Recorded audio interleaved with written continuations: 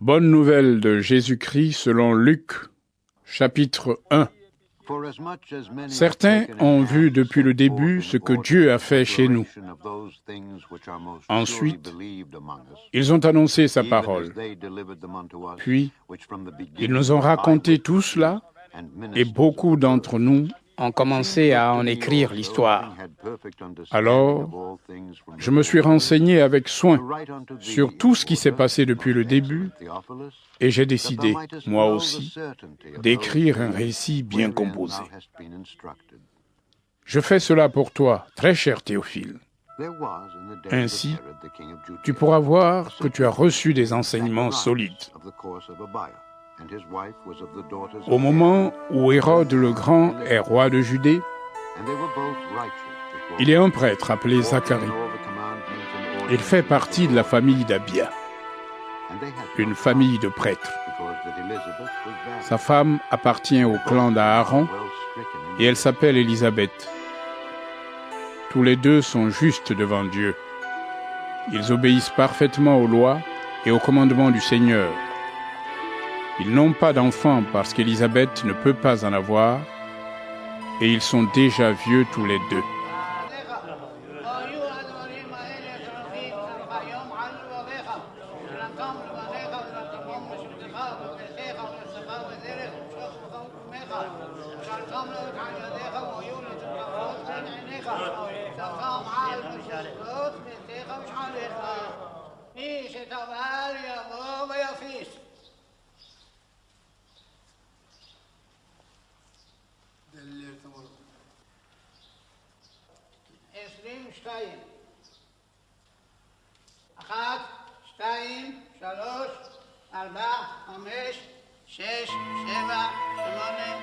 Un jour, Zacharie fait son travail de prêtre dans le temple de Dieu parce que c'est le tour de sa famille.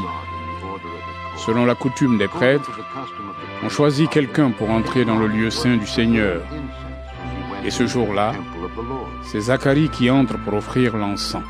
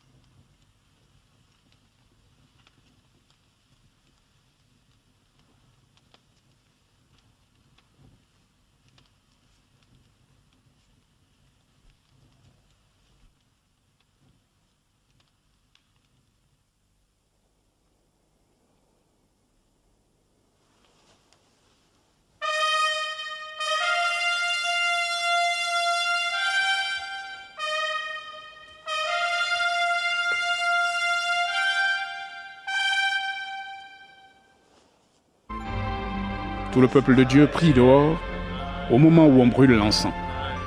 Alors, un ange du Seigneur se montre à Zacharie. L'ange se tient à droite de l'autel où on brûle l'encens. Quand Zacharie le voit, il est ému et il a très peur. Mais l'ange lui dit, « N'aie pas peur, Zacharie. Oui, Dieu a entendu ta prière. Élisabeth, ta femme, te donnera un fils. Tu l'appelleras Jean. Alors, tu seras rempli de bonheur et de joie, et quand ton fils naîtra, beaucoup d'autres personnes seront dans la joie. En effet, il sera quelqu'un d'important pour le Seigneur. Il ne boira ni vin ni aucun autre alcool. Il sera déjà rempli de l'Esprit Saint dans le ventre de sa mère. Il ramènera beaucoup de gens d'Israël vers le Seigneur leur Dieu. Il viendra comme messager de Dieu avec l'esprit et la puissance du prophète Élie. Comme Élie, ton fils fera la paix entre les parents et leurs enfants. Il changera le cœur de ceux qui n'obéissent pas à Dieu. Et ils se mettront à penser comme des personnes justes. Ainsi, il formera pour le Seigneur un peuple bien préparé. Zacharie dit à l'ange, « Comment savoir que c'est vrai?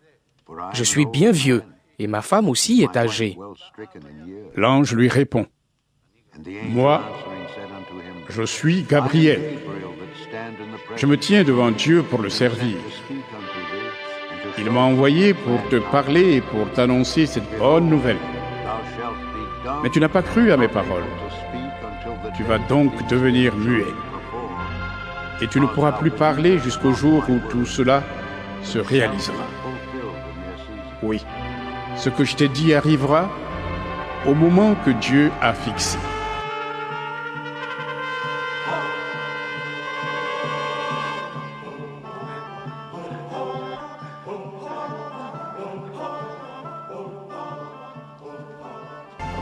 Pendant ce temps, le peuple attend Zacharie.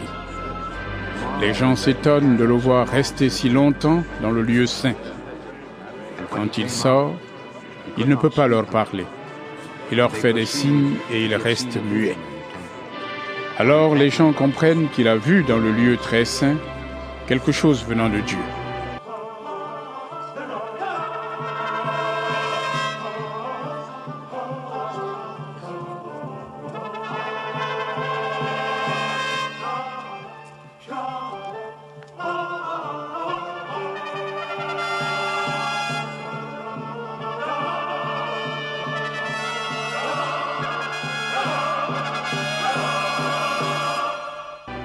Puis, quand Zacharie a fini son temps de service dans le temple, il rentre chez lui.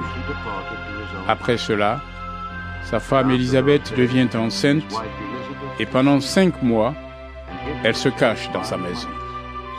Elle se dit, « Voilà ce que le Seigneur a fait pour moi. J'avais honte devant mon peuple parce que je n'avais pas d'enfant. Mais maintenant, le Seigneur s'est occupé de moi. Il a enlevé ma honte. » Élisabeth est enceinte depuis 6 mois. Voici que Dieu envoie l'ange Gabriel dans une ville de Galilée appelée Nazareth. Il l'envoie chez une jeune fille promise en mariage à un homme appelé Joseph. Joseph a pour ancêtre le roi David, et le nom de la jeune fille est Marie.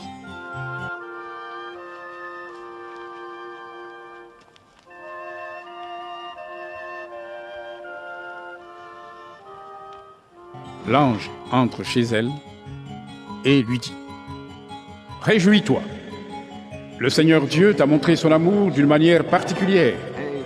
Il est avec toi. » En entendant cela, Marie est très émue. Elle se demande, « Que veut dire cette façon de saluer ?» L'ange lui dit, « N'aie pas peur, Marie. Oui, Dieu t'a montré son amour d'une manière particulière. Tu vas attendre un enfant. Tu mettras au monde un fils et tu l'appelleras Jésus. Personne ne sera aussi important que lui. On l'appellera Fils du Dieu très haut. Le Seigneur Dieu lui donnera le royaume de David, son ancêtre.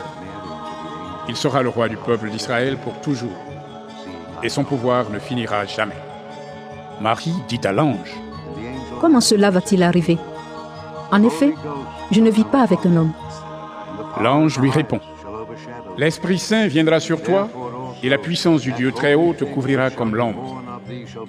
C'est pourquoi l'enfant qui va naître sera saint, et on l'appellera Fils de Dieu.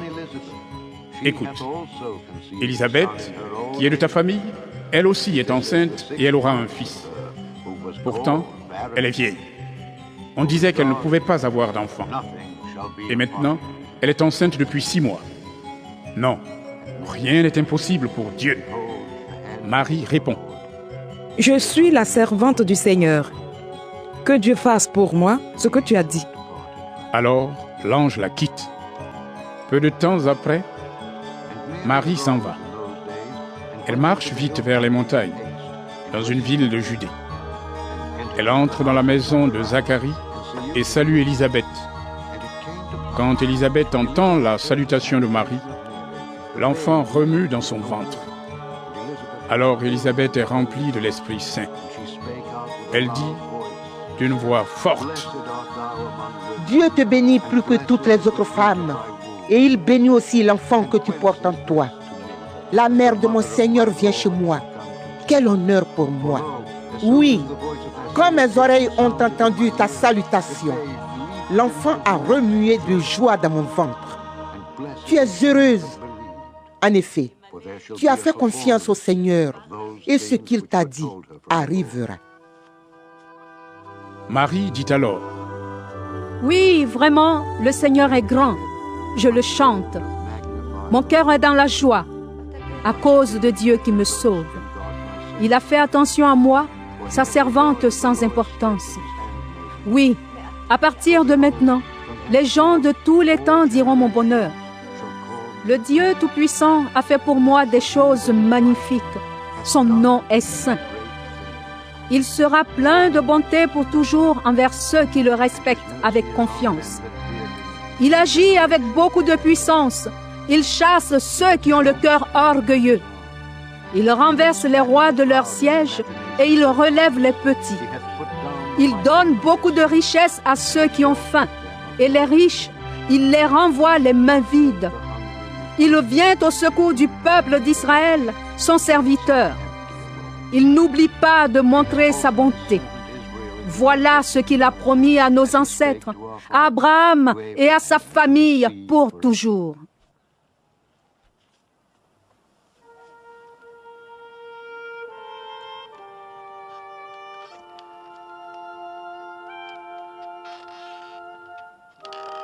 Marie reste avec Élisabeth pendant 3 mois environ, puis elle retourne chez elle. C'est le moment où Élisabeth doit accoucher, et elle met au monde un fils. Ses voisins et les gens de sa famille apprennent cela. Le Seigneur est grand. Il a été très bon pour elle, et ils sont dans la joie avec Élisabeth.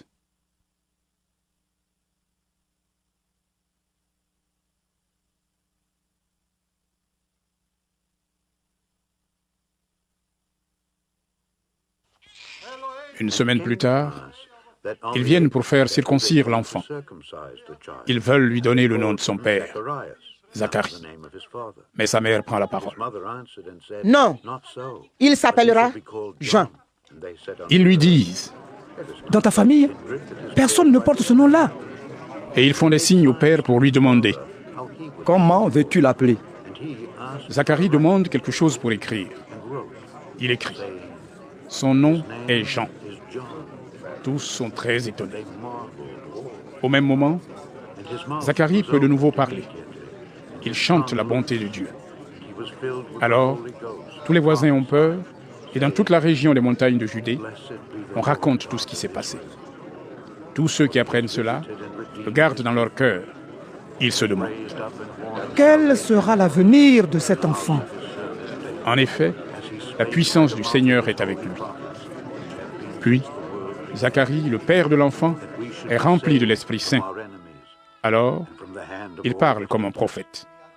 Chantons les louanges du Seigneur, le Dieu d'Israël. Il vient au secours de son peuple, il le rend libre. Il nous donne un grand sauveur dans la famille de David, son serviteur. Il avait annoncé cela depuis longtemps. Oui, il avait dit par les saints prophètes, « Je vous sauverai de vos ennemis et de la main de ceux qui vous détestent. » Ainsi, Dieu a été bon pour nos ancêtres. Aujourd'hui encore, il se souvient de son alliance sainte. C'est le serment qu'il avait fait à Abraham, notre ancêtre. Oui, il avait dit en parlant de nous, « J'arracherai tes enfants aux mains de leurs ennemis, alors ils pourront me servir sans avoir peur. Ils pourront être saints et justes devant moi tous les jours de leur vie. » Zacharie dit encore, « Et toi, mon enfant, on t'appellera prophète du Très-Haut. Tu marcheras devant le Seigneur pour préparer son chemin. Voici ce que tu annonceras à son peuple. Dieu vous sauve en pardonnant vos péchés. Oui, notre Dieu est plein de tendresse et de bonté. Il a fait briller sur nous une lumière venue d'en haut, comme celle du soleil levant. Elle éclairera ceux qui vivent dans la nuit et dans l'ombre de la mort. Elle guidera nos pas sur la route de la paix. » L'enfant grandit et peu à peu, il devient adulte. Il vit dans un endroit désert jusqu'au jour où il doit se montrer au peuple d'Israël. Luc chapitre 2. À cette époque, l'empereur Auguste donne l'ordre de compter les habitants de tous les pays. C'est la première fois qu'on fait cela. À ce moment-là, Quirinius est gouverneur de Syrie. Tout le monde va se faire inscrire, chacun dans la ville de ses ancêtres. Joseph quitte donc la ville de Nazareth, en Galilée, pour aller en Judée, à Bethléem. C'est la ville du roi David. En effet, David est l'ancêtre de Joseph. Joseph va se faire inscrire avec Marie, sa femme, qui attend un enfant. Pendant qu'ils sont à Bethléem, le moment arrive où Marie doit accoucher.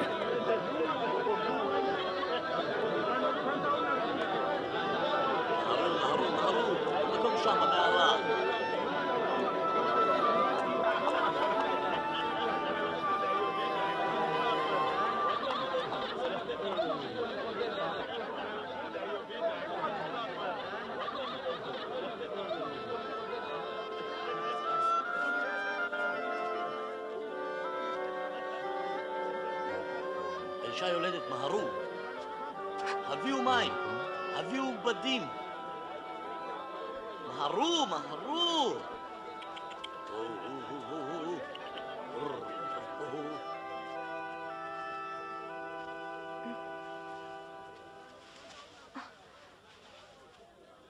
קחו את החמור. זה יעבור בשלום, אלוהים אותנו. הביאו את אבן, מהרו, מהרו, מהרו. לאט לאט.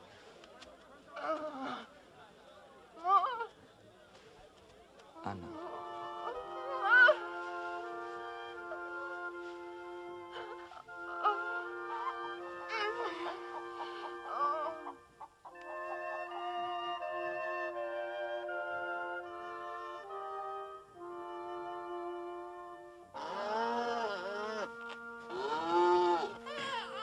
Elle met au monde un fils, son premier enfant. Elle l'enveloppe dans une couverture et elle le couche dans une mangeoire. En effet, il n'y a pas de place pour eux dans la salle où logent les gens de passage.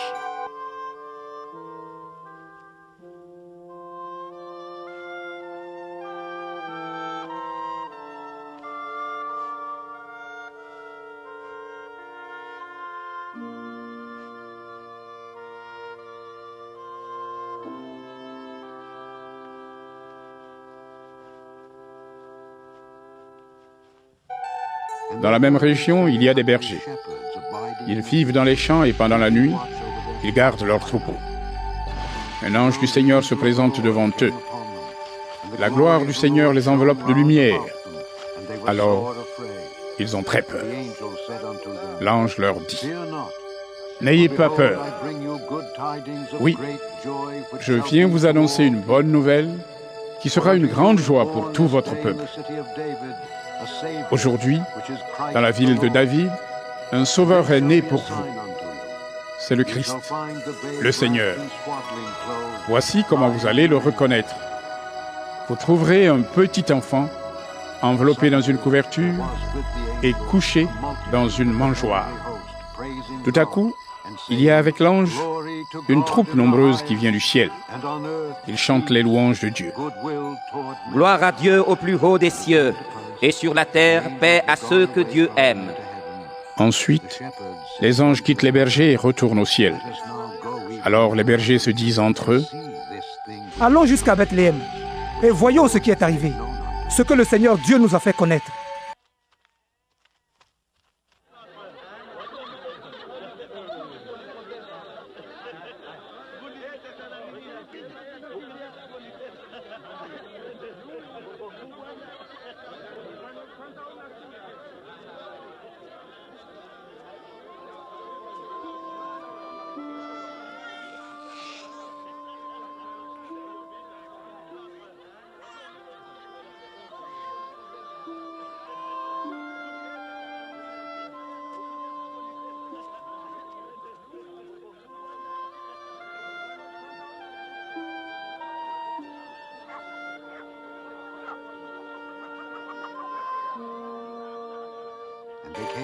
Ils partent vite et ils trouvent Marie, Joseph et le petit enfant couché dans la mangeoire.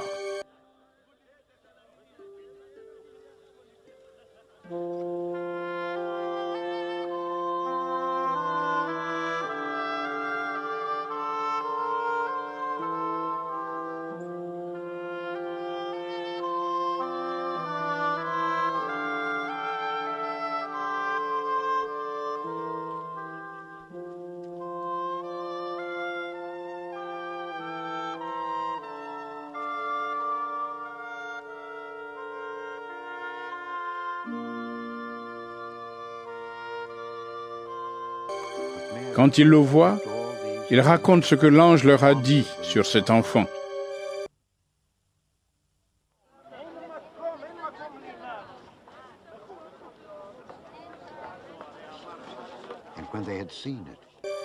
Tous ceux qui entendent les bergers sont étonnés de leurs paroles. Marie retient tout ce qui s'est passé. Elle réfléchit à cela dans son cœur. Ensuite, les bergers repartent. Ils chantent la gloire et les louanges de Dieu pour tout ce qu'ils ont vu et entendu. En effet, tout s'est passé comme l'ange l'avait annoncé. Une semaine plus tard, c'est le moment de circoncire l'enfant. On lui donne le nom de Jésus. C'est le nom indiqué par l'ange avant que Marie soit enceinte.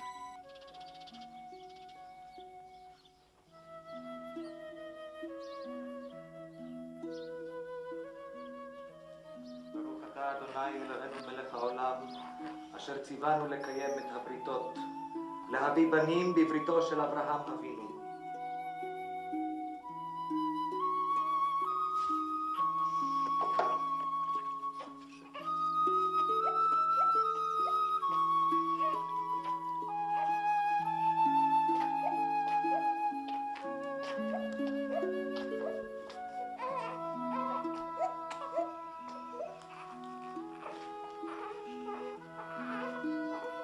אלוהינו ואלוהי אבותינו, קיים את הילד הזה לחסד, לרחמים, לתקומה ולישועה.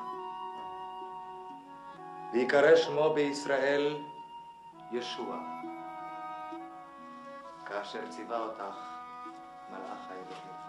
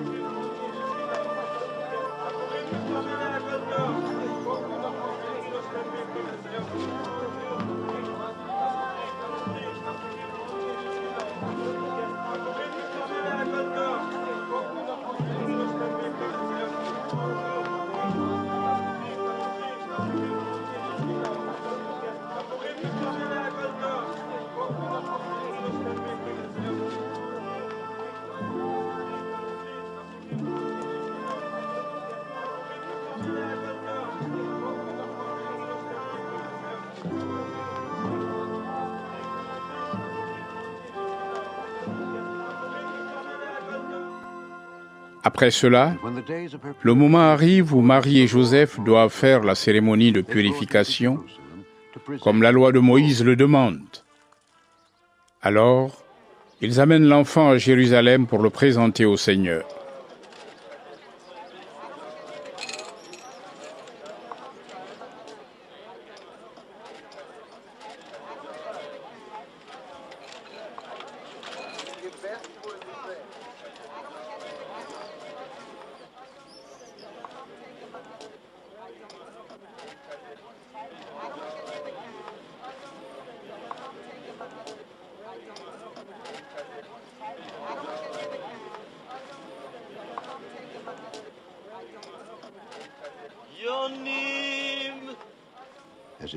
En effet, on lit dans la loi du Seigneur, « Il faut donner au Seigneur le premier garçon né dans une famille. » Marie et Joseph offrent aussi le sacrifice que la loi du Seigneur demande. 2 tourterelles ou 2 jeunes pigeons.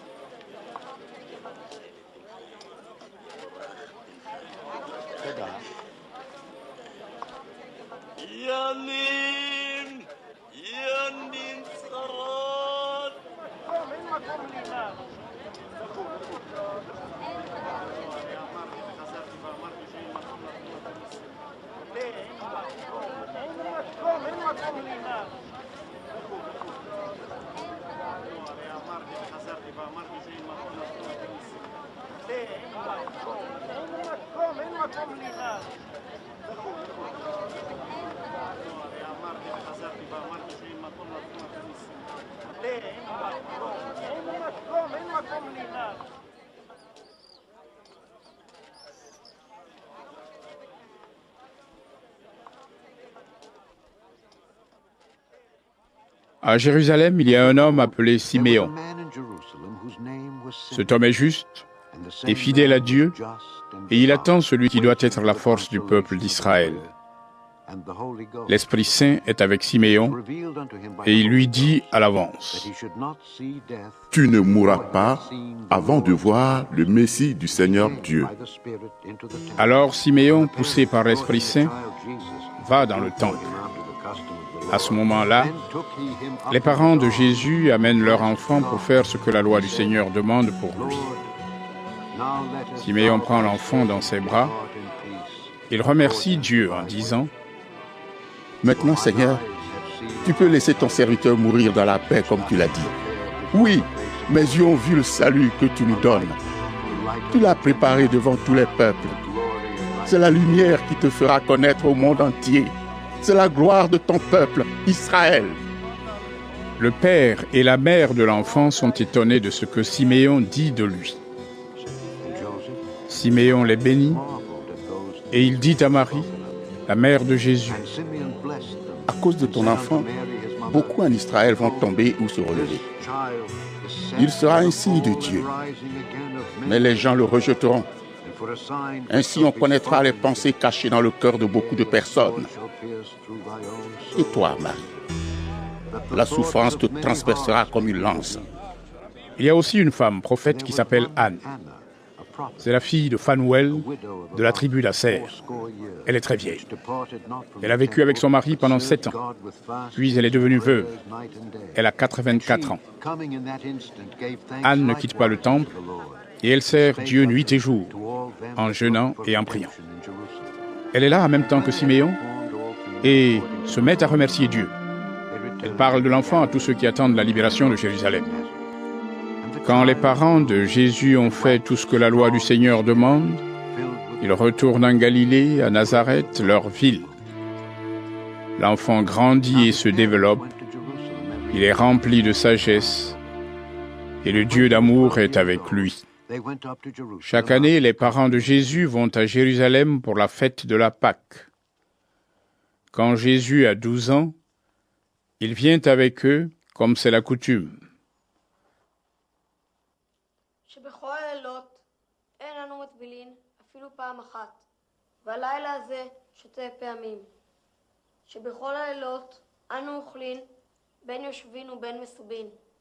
בלילה הזה כולנו מסובין. עבדים היינו לפרעה במצרים, ויוציאנו אדוני אלינו משם ביד חזקה ובזרוע נטויה. ואילו לא הוציא הקדוש ברוך הוא את אבותינו ממצרים, הרי עמנו ובנינו ובני בנינו משובדים היינו לפרעה במצרים.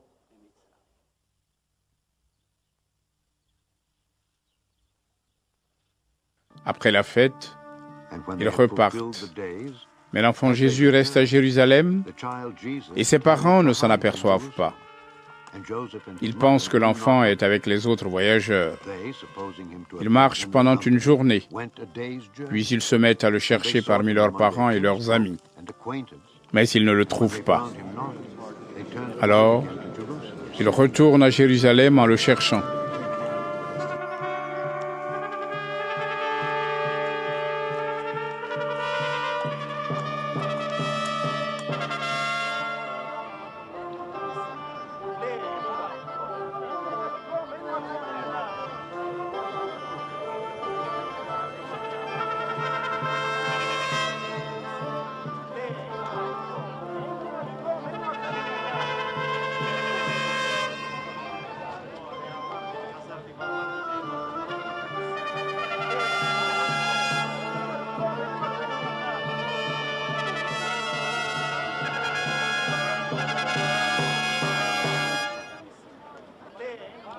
מה היתרון?